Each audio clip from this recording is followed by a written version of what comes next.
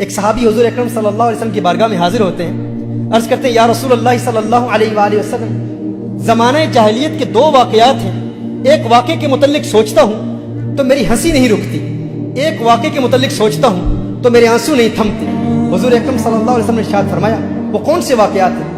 وہ عرض کرتا ہے کہ یا رسول اللہ صلی اللہ علیہ وسلم، زمانہ جاہلیت میں ایک مرتبہ میں ایک سفر پر جا رہا تھا، تو میں نے سوچا سفر پر اپنے ساتھ ایک بت تھا جس کی میں پوجا کرتا تھا، اس کو اپنا معبود سمجھتا تھا، پتھر کا بنایا ہوا بت میں اپنے ساتھ لے کے گیا، میں لے جانے کے لیے تیار ہوا کہ اس کو اپنے ساتھ لے کے جاؤں، لیکن اس کا وزن اتنا زیادہ تھا کہ میں نے سوچا کہ کہیں اپنے ہی معبود کے وزن کے نیچے دب کے مر نہ جاؤں، تو میں نے سوچا کہ میں ایک اور معبود تیار کر لیتا ہوں۔ کہا کہ میں نے آٹے کا ایک معبود بنایا، کیونکہ آٹے کا وزن کم ہوتا ہے، کہا میں نے آٹے کا ایک معبود بنایا، ایک بت بنایا، باطل معبود بنایا کہ میں اس کو ساتھ لے جاؤں گا اور اس کی پوجا کرتا رہوں گا۔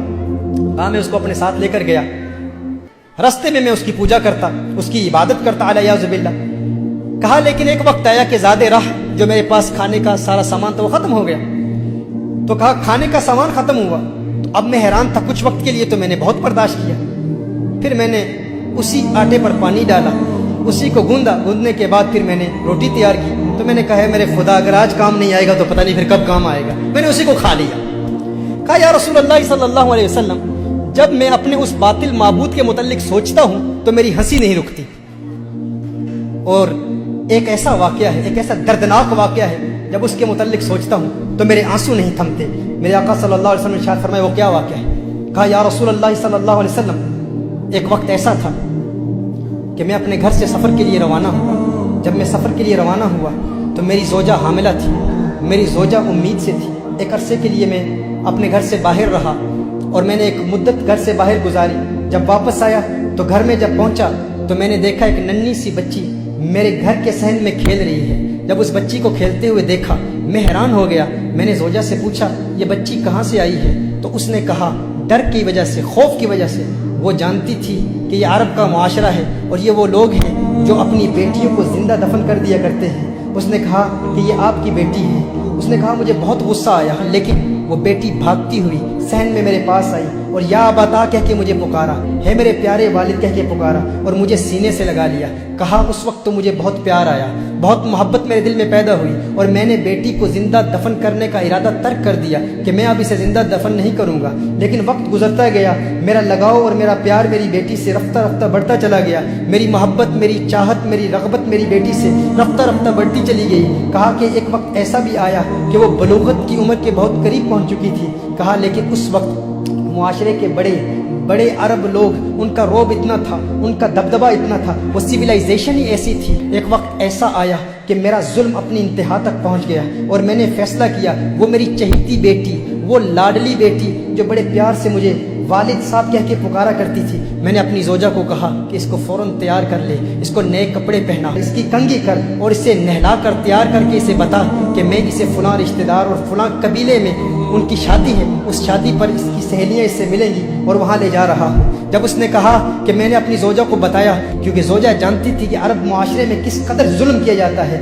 اس نے کہا وہ اس کی کنگھی کر رہی تھی، اس کے بال سنوار رہی تھی، لیکن میری زوجہ کی آنکھوں سے اشکوں کی برسات جاری ہو گئی، بہت رو رہی تھی میری زوجہ، اور بچی نے بڑے پیار سے پوچھا ہے میری والدہ، ہے میری ماں، آپ کیوں رو رہی ہیں؟ اس والدہ نے بتایا نہیں، کیونکہ وہ والدہ جانتی تھی اگر بتا دیتی تو والد والدہ کو بھی قتل کر دیتا، معاشرہ ایسا تھا، وہ وقت ایسا تھا۔ میری زوجہ نے میری بیٹی کو تیار کیا، تیار کر کے جب وہ دروازے پر آئی تو میری زوجہ نے ایک جملہ کہا، اس نے کہا یا رجل لا تضيع الامانہ، یا رجل لا تضيع الامانہ، اور اس نے ڈرتے ہوئے کہا کہ ہے انسان امانت کو ضائع نہ کرنا، ہے انسان یہ اللہ کی امانت ہے، اسے ضائع نہ کرنا، اسے برباد نہ کرنا۔ اس نے کہا روتے ہوئے، میری زوجہ نے جب یہ جملہ کہا تو میری ننھی بچی بھی یہ جملہ سن رہی تھی، وہ بھی ان باتوں کو سن رہی تھی۔ کہا میں نے بچی کی انگلی پکڑ کر میں بچی کو اپنے ساتھ لے گیا، ایک صحرا میں لے گیا، بچی پوچھ رہی ہے، اب یہ 3 احادیث، 3 مختلف روایات کا نچوڑ آپ کی بارگاہ میں پیش کر رہا हूँ। वो कहता है मेरी बच्ची बार बार पूछती है मेरे वालिद साहब जिस कबीले में आप मुझे ले जाने वाले थे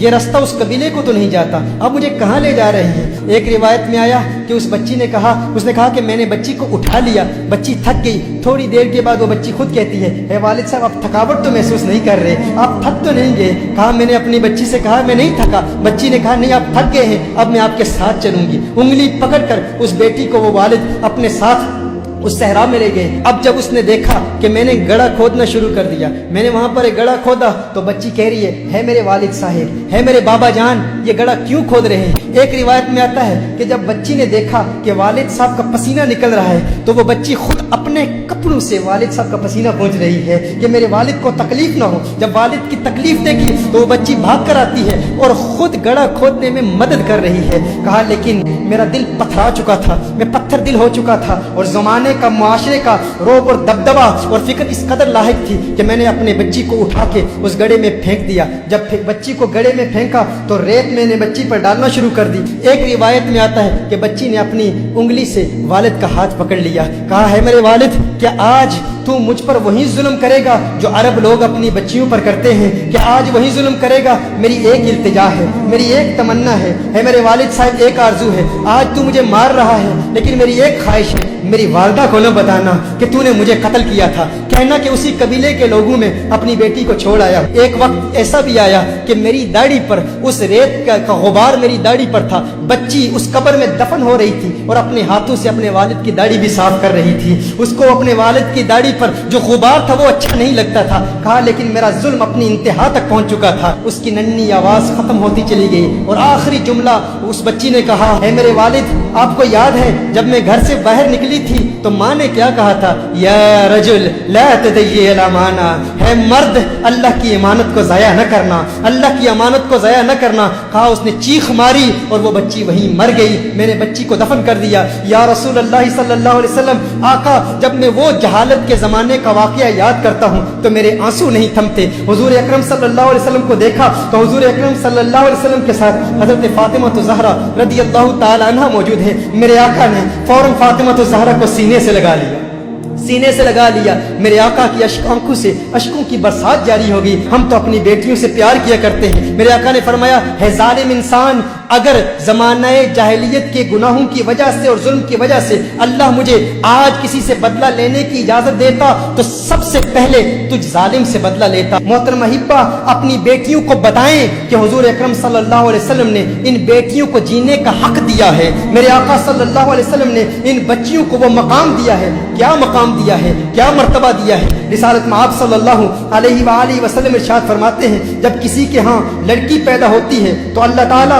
उसके घर फरिश्तों को भेजता है। आज आप देखें आपके घर बेटी पैदा हो जाती है, आप परेशान हो जाते हैं। दो बेटियां पैदा हो जाती हैं, आप परेशान हो जाते हैं क्योंकि बेटों पर हम फख्र करते हैं। मेरे आका सल्लल्लाहु अलैहि वसल्लम इरशाद फरमाते हैं जब अल्लाह ताला किसी को बेटी अता करता है, लड़की अता करता है तो उसके घर फरिश्तों को भेजता है। फरिश्ते आकर कहते हैं है घर वालों तुम पर सलामती हो, तुम पर सलामती हो। फिर फरिश्ते अपने पर बिछा देते हैं, अपने परों के साए में उस बच्ची को ले लेते हैं और अपने हाथ उस बच्ची के सर पर फेरते हैं और फिर फरिश्ते कहते हैं कि ये नातवा कमजोर जान है, जो इस नातवा कमजोर की परवरिश करेगा कयामत तक अल्लाह की मदद उसके शामिल हाल रहेगी। मेरे आका सल्लल्लाहु अलैहि वसल्लम ने इरशाद फरमाया बेटियों को बुरा मत कहा करो, तुम देखते नहीं मैं मोहम्मद अरबी भी बेटियों वाला हूँ, तुम देखते नहीं मैं भी बेटियों वाला हूँ। बेशक बेटियां तो बहुत मोहब्बत करने वाली, गमगुसार और बहुत ज्यादा मेहरबानी करने वाली होती हैं। एक हदीस में मेरे आका सल्लल्लाहु अलैहि वसल्लम ने इरशाद फरमाया जिस शख्स पर बेटियों की परवरिश का बार पड़ जाए और वो उनके साथ हुस्ने सलूक करे तो उसके लिए जहन्नुम से रोक बन जाती है। बेटियां उसे जहन्नुम में दाखिल नहीं होने देती। ये बेटियों का मकाम है। किसने दिया? मेरे आका सल्लल्लाहु अलैहि वसल्लम ने दिया। हजरत अनस रदियल्लाहु ताला अन्हु रिवायत फरमाते हैं नबी करीम सल्लल्लाहु अलैहि वसल्लम ने इरशाद फरमाया जो शख्स दो लड़कियों की परवरिश करता है, जो शख्स दो लड़कियों की परवरिश करता है यहाँ तक कि वो बालिग हो जाएं तो मेरे आका ने इरशाद फरमाया जन्नत में मेरे साथ वो यूं होगा जैसे ये दो उंगलियां मिली हुई। अगर जन्नत में आका की सोहबत, आका की खिदमत में रहना चाहते हो, आका के करीब रहना चाहते हो तो बेटियों की परवरिश करो। शारहीन फरमाते हैं हुजूर ने दो लड़कियां फरमाया, दो बेटियां नहीं। یعنی اگر کوئی دو بیٹیوں کی پرورش کرے یا دو بہنوں کی پرورش کرے اور شریعت مطہرہ کے مطابق کرے اور وہ ان کی آنکھوں کے سامنے بالغ ہو جائیں، ان کے حقوق ادا کرے، تو جنت میں وہ حضور اکرم صلی اللہ علیہ وسلم کے ساتھ ہوگا۔ یہ مقام میرے آقا صلی اللہ علیہ وآلہ وسلم نے عورت کو دی۔